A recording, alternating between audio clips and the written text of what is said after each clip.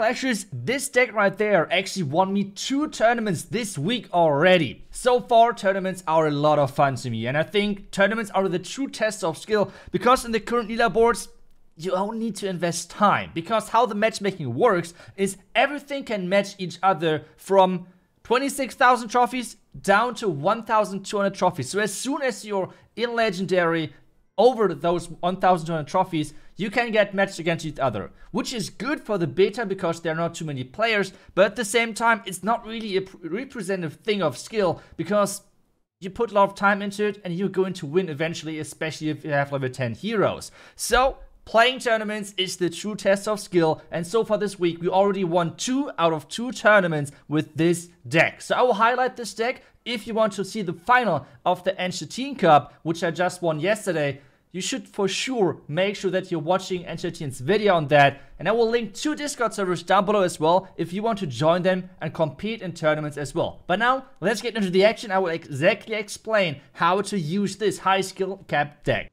This deck is truly insane because there's so much potential versus every single hero. So first off, we are going to try to go for the Mega Knight. That's what we're going for. Perfect.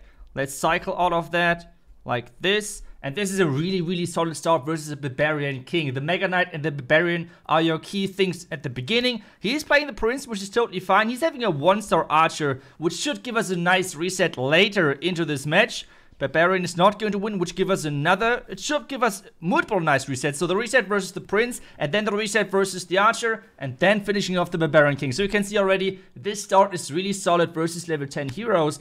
And this deck is all about prioritizing the right things. Versus Barbarian King, you want to upgrade the Barbarian and the Mega Knight. Those are your key things to upgrade early on. So let's do exactly that. He's playing with an Prince, where we need to be careful about. So let's do something like this maybe. I don't know if he's going to predict that we're going to have the Mega Knight in the core, like in the middle. Oh, okay, he's actually doing that. That's interesting. He's playing the Magic Archer. Magic Archer, one of the strongest mini right now in the game, which is insanely strong.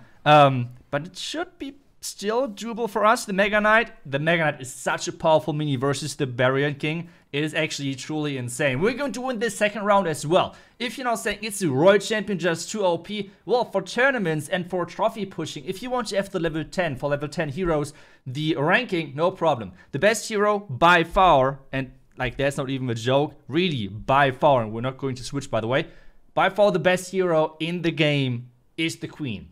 And the Queen is just too strong. Like, she's a tank. She is dealing the most damage out of all heroes. She's everything in one mini, one hero. The next strongest hero is the Barbarian King. And after that, the Royal Champion. But for now, it's looking not too bad. We're not getting any bounces. Nope. This is not looking too good. We need those Prince. We need the Prince. We need to get the Prince in. But so far, we prioritized the Mega Knight and the Barbarian. Now, let's get our Prince in. So let's try to go for the Prince. We're going to upgrade and 3-star the Barbarian. Let's cycle that. We're going to go for the 2-second stun. Let's hope for the Prince. There we go. Perfect. Let's do that as well.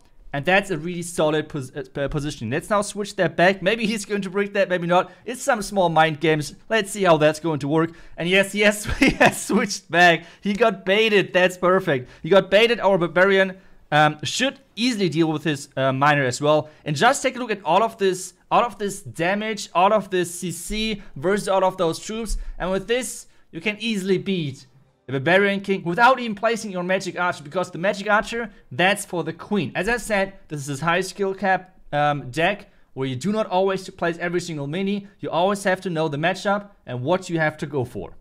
Okay, now the matchup versus the Shield Maiden, that's probably similar to the Barbarian King. So what we're going to do and trying to do actually is going to get the same start. We're not going to get the Barbarian, which is unfortunate, but we're going to go with the P.E.K.K.A. because the P.E.K.K.A. can deal a lot of damage through her super.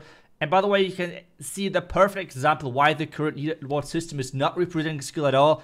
I'm recording now the video already for quite some time, and the majority of opponents I'm getting are level 6 or level 7, 8, things like that. So yeah, it's obviously not as representative as, for example, tournaments. Still, I can teach you how to go for the upgrades and what positionings you should go for. First off, this time though, we can actually try to cycle those. And we want to go for the classic triple 4 elixir setup, which is this one. P.E.K.K.A. always in the back. This has a specific reason. P.E.K.K.A. is one of the slowest mini in the game, and at the same time has a really good potential at this 1 versus 1 aspect, which means it can deal with those miners in the back. Even though this miner is now, yeah, unfortunately still getting onto my royal champ. Let's see if we can still win this. I'm not looking too good, to be honest. Come on, take down the... Okay. Miner got taken out, but still, we should win that round, I think, with the... Yeah, we should easily win that round. The P.E.K.K.A.'s slowly hopping over. The Mega Knight is following, and with that, I think our Mega Knight should easily win that. So, next round is going to us again, and as we said... Now we had this triple 4 elixir tank setup. This is a really powerful one. Remember the setup. You can switch it from the left to the right. Obviously, this is mind game based then. And the next thing, again, we want to make sure that those enemy minis cannot move at all. So we go for this 2-second stun duration again. And we're going to place the Barbarian. Important, I like to place the Barbarian over here, because with this, if he is going to place a Prince, which is knocking back my Mega Knight, I'm not going to lock in my minis, which sometimes otherwise are happening. So this is the reason for this positioning.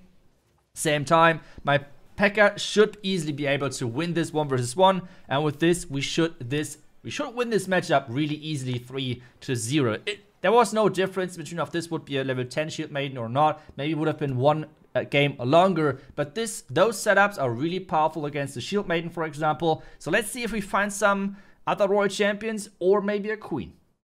Okay, actually another Barbarian King, which is perfect, to be honest, because we see so many Barbarian King plays. But to be honest, with this deck, you have a really good chance of beating them. So let's see what we can do. We have a nice start. Let's do this one again. Barbarian in the back, I like that setup. And then the P.E.K.K.A. in front as the tank. Okay, he is not placing anything. Let's see if he's going to change it in the second round. That would be kind of boring.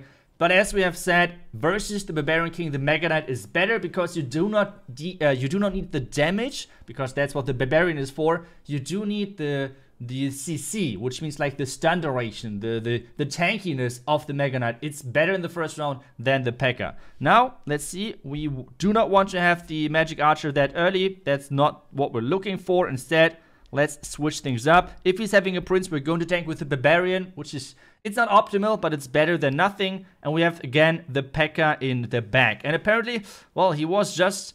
I see a lot of people, especially when they know that they're facing max plays, they're kind of pretending to be AFK to surprise someone in the second round.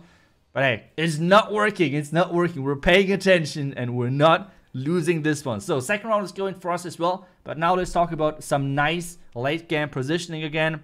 What we can go for. Again, we can place it in the middle. We can place it over here. Again, I like to place my Barbarian over there. Since he knows now that we'll put the Mega Knight over there, we're going to switch that. Let's hope for a Barbarian. Let's see. Nope. The next reason, why do I place my Barbarian and my mini more towards the left side? Because on the right side, there is this healing platform. I don't think it's that crazy when it comes down to value. You see, we predicted his Prince 100%. We placed the Mega Knight twice in this position and then changed things up. This is like a lot of mind games which are going into those positioning things. And this is how you can win a lot of matches, just outsmarting your opponent and getting those positioning right. So, next Barbarian King is gone. So, let's see what we find next. Yeah, I guess Barbarian King is everywhere. We all know that, right? Barbarian King everywhere. Super important. If we would place versus a Queen, this is like the Magic Archer positioning. But let's try to get... Okay. That's unfortunate. No Barbarian for us in the first round. But let's see how that's going to end. He is placing the Prince on this right side, which is good for us. But still, it's going to be hard to win this round, to be honest. There's the shield. We need to have this reset now. Next, over the... No. Do not take down the Barbarian. That's great. Okay. No resets, but we should win that one due to the resets. It's so important. I see so many people using the Giant Skeleton in the first round. No, that would kill the Barbarian and he would not get any resets. With the Mega Knight, you do get those resets, which are so critical for the Royal Champion to work. Now, we can easily, again, place our double setup. We're going to...